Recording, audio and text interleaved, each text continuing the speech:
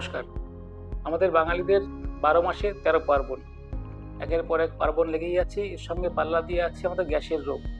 আমাদের ঘরে বাইরে সর্বত্র আমরা শুনতে পাই প্রবল গ্যাস। যদিও বিশ্বে গ্যাসের সংকট, কিন্তু বাঙালির পেটে কিন্তু গ্যাসের সংকট কমেনি।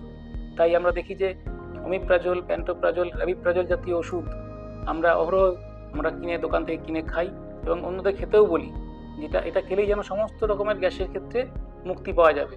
আমরা অনেক রোগী পাই যারা দিনের পর দিন, বছরের পর বছর লাগাতার এই ওষুধগুলো খেয়ে যাচ্ছেন। কিন্তু আপনারা কি জানেন যে এই ওষুধগুলো লাগাতার খেয়ে গেলে কি সমস্যা হতে পারে? শুনুন, এই ওষুধ লাগাতার খেয়ে গেলে গ্যাস, অ্যাসিডিটি যেমন খানিকটা কমে, কিন্তু এই পার্শ্ব প্রতিক্রিয়াতে অনেকগুলো ইম্পর্টেন্ট ভিটামিন এবং ক্যালসিয়াম শরীরে অ্যাবজর্পশন কমে যায়।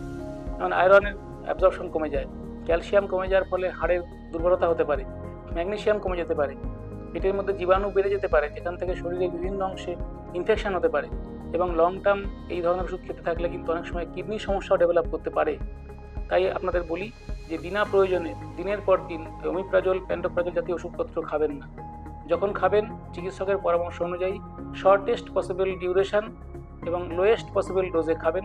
যখন ডাক্তারবাবু বন্ধ করতে বলবেন তখনই ওষুধটি বন্ধ করবেন, এবং যে লাইফস্টাইল মডিফিকেশানগুলো করলে এই গ্যাস অম্বল থেকে রেহাই পাওয়া যায় সেগুলো ফলো করবেন। যেমন ঝাল মশলাদার খাবার কম খাওয়া, নিয়মিত ব্যায়াম করা, ধূমপান কমানো, অ্যালকোহল ছেড়ে দেওয়া। এই ধরনের জিনিসপত্র মেনটেন করেন তাহলে গ্যাস অম্বলের চিন্তাটা অনেকটাই কমবে। সর্বোপরি ব্যায়াম অবশ্যই করতে হবে। বিভিন্ন রকমের শারীরিক এক্সারসাইজ কিন্তু এই ধরনের পেটের সিমটম কমাতে সাহায্য করে। ফলে এই ওষুধ অনর্থক লাগাতার খেয়ে গিয়ে নিজের শরীরের ভবিষ্যতের ক্ষতি ডেকে আনবেন না। নমস্কার।